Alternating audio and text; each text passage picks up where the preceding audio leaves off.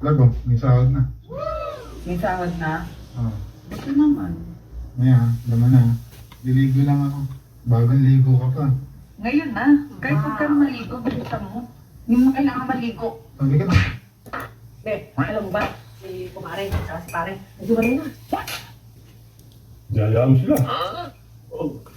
Kailangan magkape. Hindi po natin kailangan mag-upload ng napakaraming video sa isang araw. 2 o 3 video sa isang araw ay okay na. Nilibre ako ng almusal kanina sa katrabaho kong babae.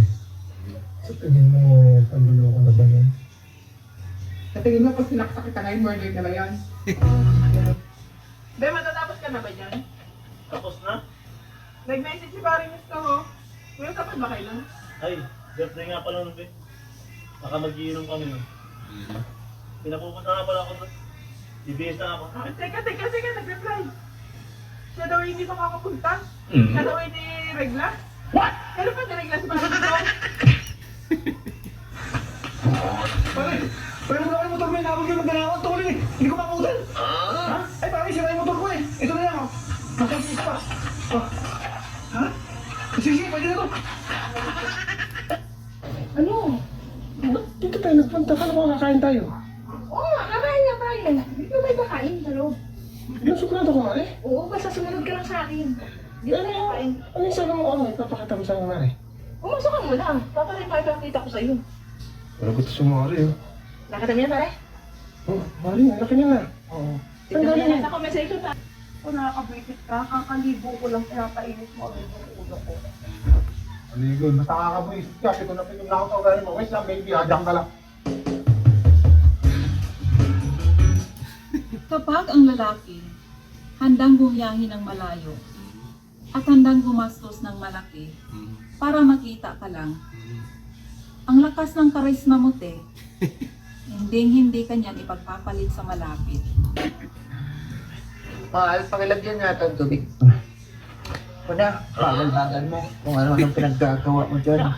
Kaya tamad-tamad mo, tubig lang ayaw mo palagyan. Nag-chat sa akin yung ex ko. Ah, hindi ka nagsiselos? Hindi. Sabi ko na. Hindi mo na ako mahal. Mayroon ka na sigurong iba. Ito na yung pinakamalupit na nangyari sa akin. Selos na. Parang boy, ano ang pinakamabilis na sasakyan?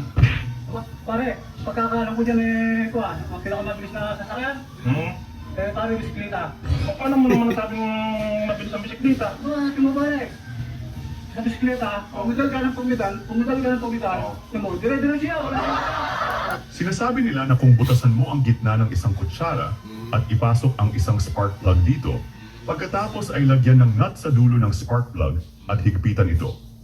Susunod, gumamit ng terminal connector upang ikabit ang isang graphite rod sa spark plug. Pagkatapos nito, ikonekta ang isang tansong kawad sa spark plug at siguruhing nakakabit ito sa hawakan ng kutsilyo gamit ang tape. Ngayon, kunin ang kabilang dulo ng kawad at ikonekta ito sa isang baterya gamit ang alligator clip. Binabati kita, nakagawa ka ng isang welding machine. Sige ano, soaking ako. Tara, 3 hours. Ano? 3 hours tayo.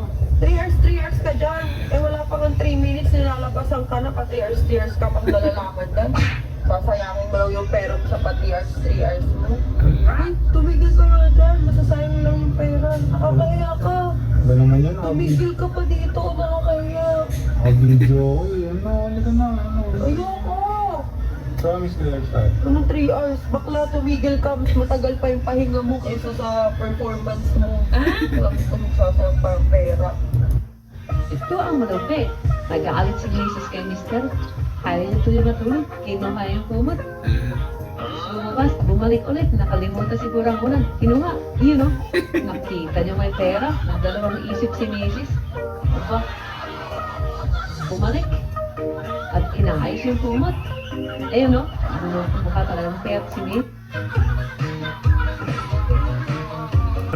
Kung lalandi ka man, iliin mo yung taong ikay may nararamdaman. Para kung sakaling magkatikiman, damang-dama ang kaligayahan. Excuse me, magbabayad na daw po. Magkano? 6,000 po yung total nyo. Pero kapag sagwa po, may 30% discount po. Wait lang po Kawalin mo lang po yung may-ari mo sa paket. Bali...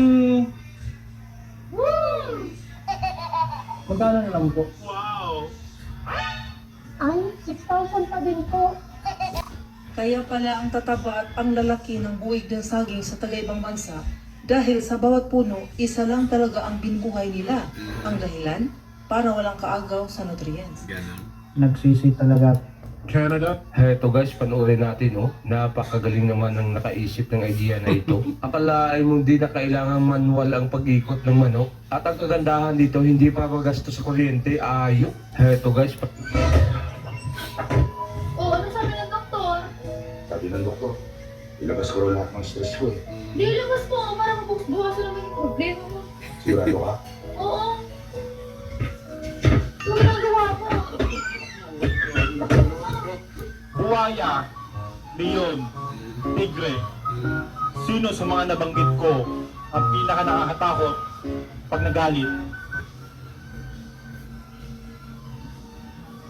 Asawa!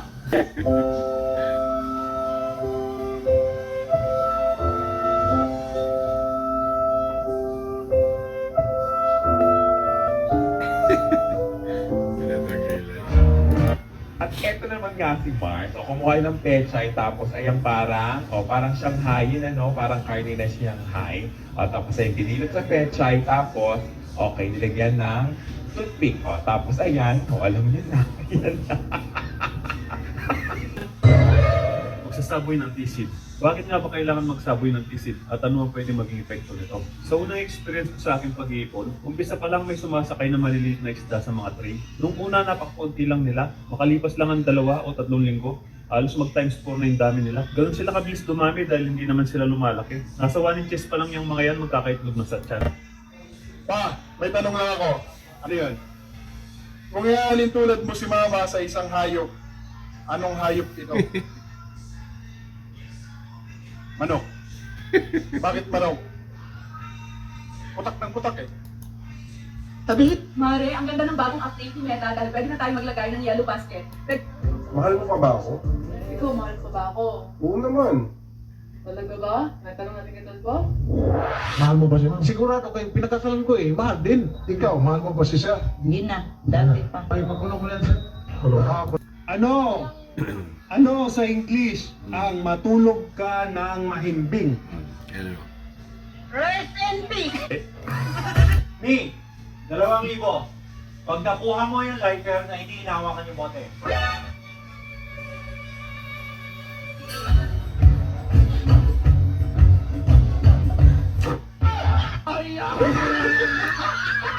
Ano ang gagawin mo para hindi masira ang iyong araw? Aw, sa gabi ka na gumising. Nakatikim ka na ba ng inihaw na kanin? Kung hindi pa, baka gusto mo itong subukan. Tanging kanin at mga pampalasa lang ang kakailanganin mo dito. Ito'y isang di pangkaraniwang konsepto pero posible. Yan ang yabang ni Kuya eh. Babayaran ka ngayon, bibidyohan kita. Bumaba ka dyan! Bakit? Ano problema mo, Kuya? Wala akong problema, ikaw baka may problema ka. Meron, pera! O ito, para wala ka ng problema. Dami! Kasi nakadadaan dito. Para matiyempuhan kita. Dami. Oh my God! Sa susunod, huwag ko lang tatama sa problema mo ha. Speaker! Boss! Speaker! Magkano yan, boss? Bigyan ko na sa'yo 150. O 50? Mahal naman, pwede na siguro sana yan. Mga 100 na lang. Sige, pwede naman. Kaso may kunting sira lang, boss. Sige, walang problema yan. Ang malaga, basta tumutunog. Okay na ako dyan. Sige, sample natin. Pakinggan mo. Sigurado ba yan? Diba? Sige, sige. Sige. ganito pala ang kanilang pamamaraan ng... Ano tong nalaman ko? No. Na 5 pala kaming kinakausap mo ha? Ayos. Alam mo nakakawalang gana pag ganyan. Oo, 5 kayong kinakausap ko, pero ikaw naman yung paborito ko. Alis na lang ako sa bahay na to. Palagi na lang akong mali. Mali. Ano yung ginagawa mo? Alis na ako. Ay, hindi pwede yan. Mali naman yan. Mali na naman. Naku,